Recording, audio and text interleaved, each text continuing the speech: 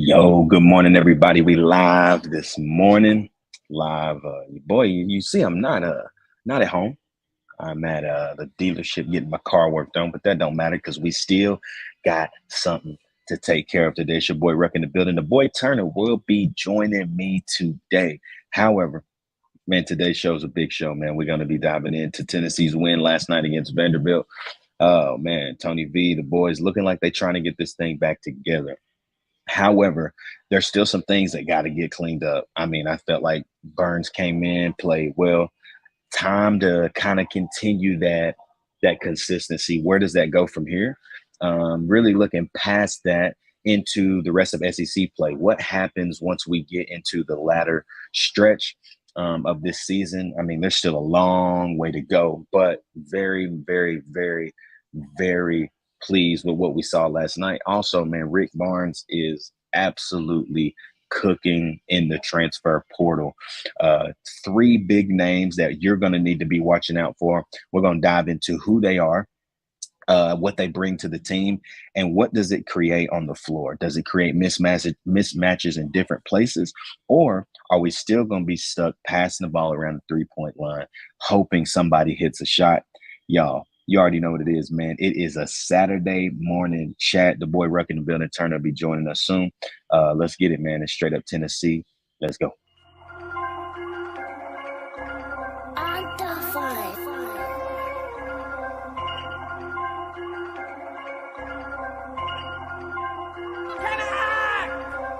To Northander, sets the race onto the field.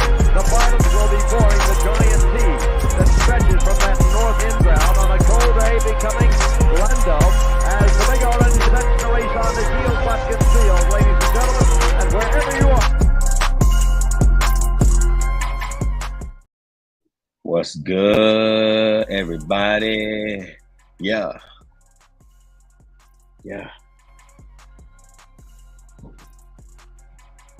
What's happening, people, man? Welcome to Straight Up Tennessee today. Your boy Ruck is in the building.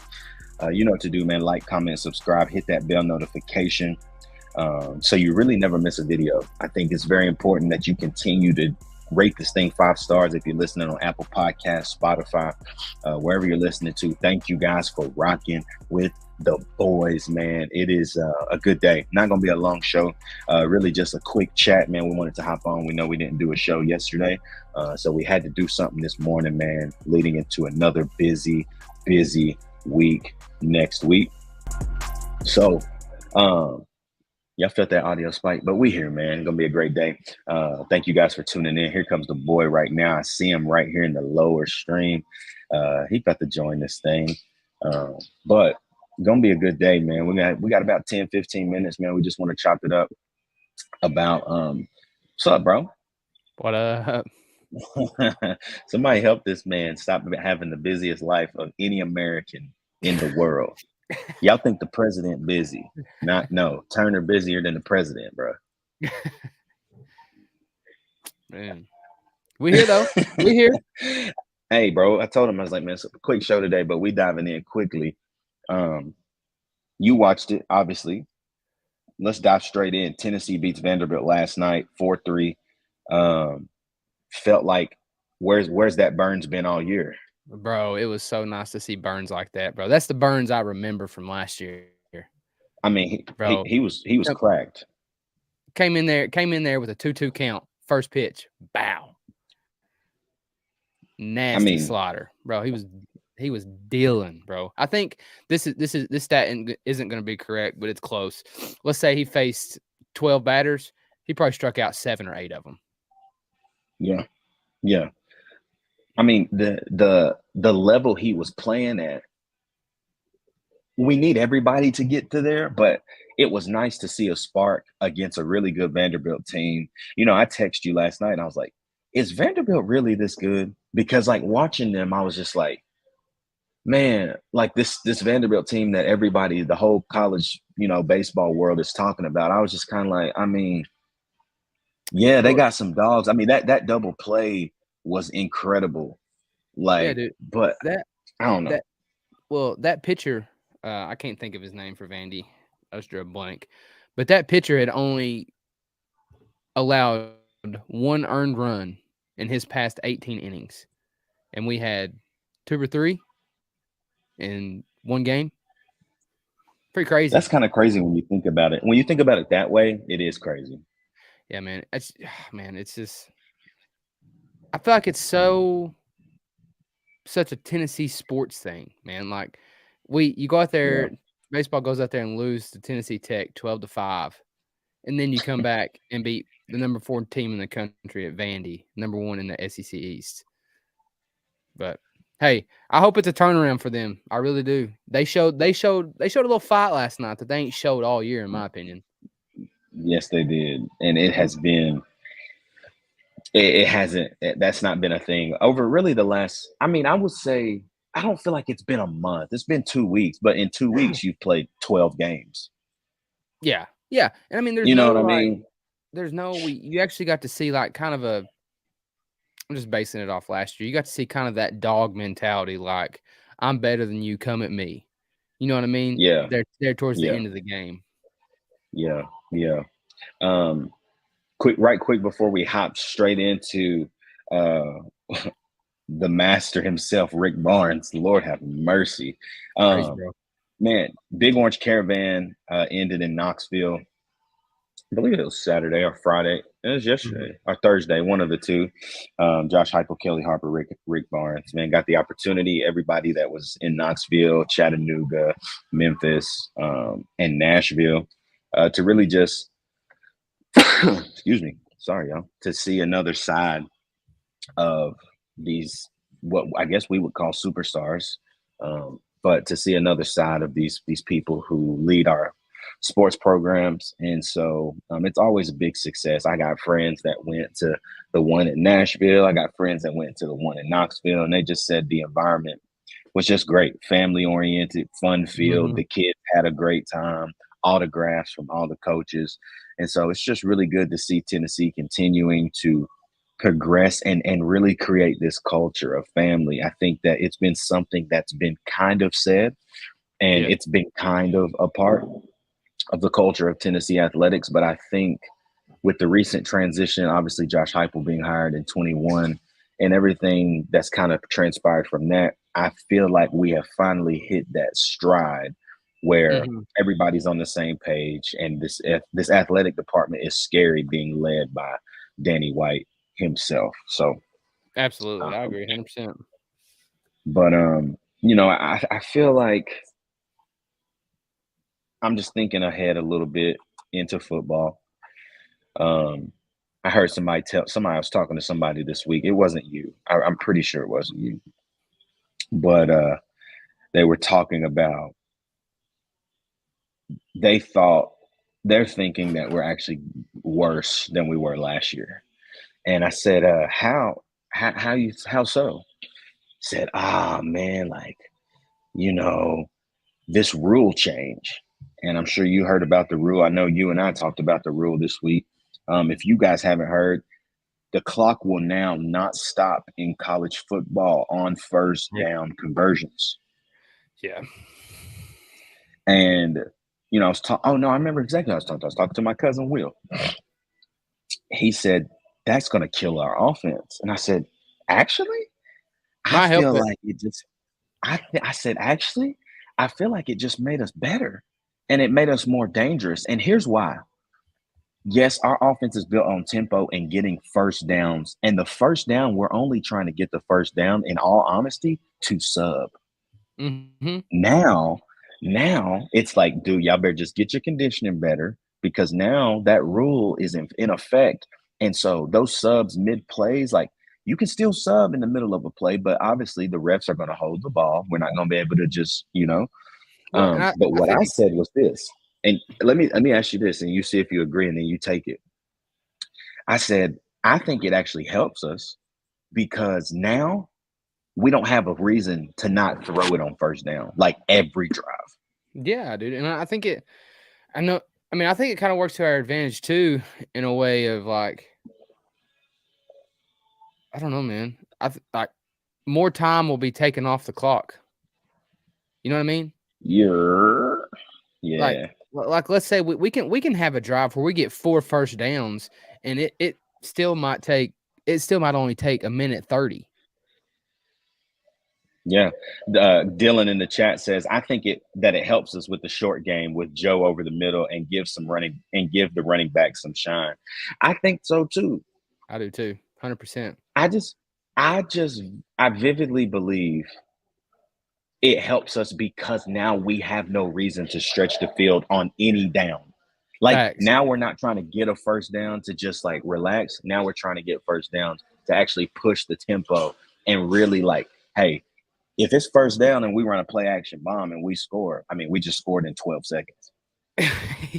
Yeah. I mean, I think it kind of makes it. I think it kind of makes like everybody's complaining. But I mean, I complained at first too. But I kind of think it makes college football. College football is already exciting, but I think it's going to make it more exciting. I mean, imagine if this was a rule during the Tennessee Bama game last year. We probably don't kick that field goal. We probably don't win. Because we had no timeouts. Yeah, because the ball to Brew, I mean, that's a first down, clock stops. I mean, I think we had one. Well, we had one timeout there. Yeah. But still, I mean, we called it. It changes. I think it changes the way you call a game as a coach, in my opinion, on the offensive side of the ball. Because now you really got to protect. And I think it makes it harder towards the end of the game to, like say you got to. You can't slow it down.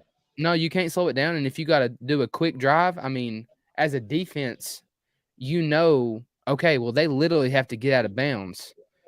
So, I mean, I'm not saying they're going to leave the middle of the field wide open, but you can kind of take off some heat from the middle of the field and take it more towards the sidelines. Because even if they get 15 yards, I mean, clock's still running no matter if it's a first down or not. 100%. 100%. I'm excited to see what happens. Very excited. So, man, all right. Last thing, bro. Rick Barnes, this man, Slick Rick. I saw somebody say Slick Rick is at it again, bro.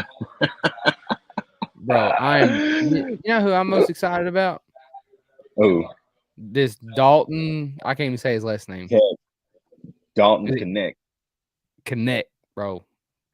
Yeah. I hope he plays I hope he plays the exact same way that he did last year. Even if it is better competition, because watching his highlights, bro, he ain't afraid to go up on anybody. No. And if you guys haven't seen, Dalton Connect commits last night on Friday night around 8:00 Eastern. He commits to the University of Tennessee from was it Northern Colorado? Yeah. And then we also get transfer from Harvard, the senior who also averaged 15.5 points a game.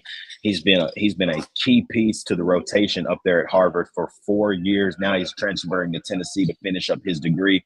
Chris Ledlam, 6'6". I told Turner this yesterday when we was chopping it up. I was like, this guy reminds me of Grant Williams before Grant Williams could shoot the ball. This dude can shoot the ball. And that's scary. And then you obviously add Justin Gainey's son. He's a scorer too, man. That's what we need. We need some scorers, bro. And I talked about this on the show on Tuesday night. Justin Gainey's son, I can't remember. Is it Jordan Gainey? Yeah, I think Jordan. Yeah, Jordan Gainey. I'm pretty sure it's Jordan Gainey. This dude shot 47% from the 3-point line. Facts. I don't care what league you're playing in. Like, that doesn't matter at that point. When you're shooting, they said he shot 150 something threes and hit 72 of them. Bro, yeah, what? Man, like, that's crazy, bro. We also got that Harvard transfer, Chris Ledlam. Yeah, that's who I was talking about. He's 6'6". I mean, he's Grant Williams before Grant Williams could shoot. And he can shoot the basketball. I thought you were talking about Dylan. Who is Dylan? Dalton Connect. Is it Dalton? I thought it was Dylan. Yeah. My fault. Nah. His name's Dalton Connect. Dalton Connect. Yeah, you're right. But he can be a baller. Bro, if Barnes lets him play, think now Rick Barnes is getting into this space where he's got some dogs, and he's got to let them bark. Like like he's very into the subbing early.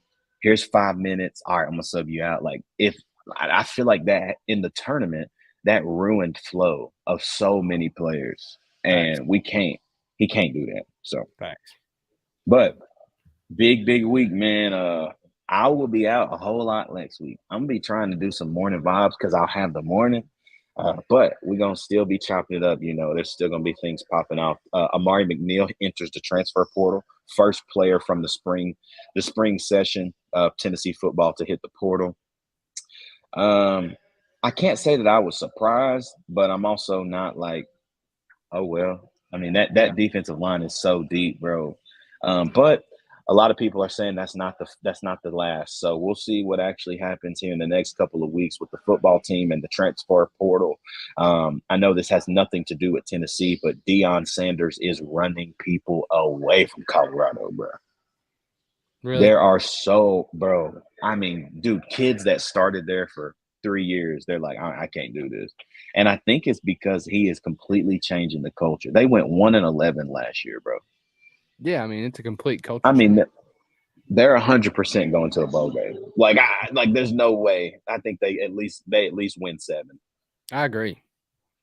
So, but y'all, man, thank you for tuning in this morning. I told you it would be a quick show, but we had to get on and do a quick live, man. So I hope everybody is doing well. We will be back next week. More than likely Monday, Tuesday, whichever one. We'll see. Hit you with a early. 27 people have transferred out of Colorado. That's bro. insane. That feels like us when Pruitt left.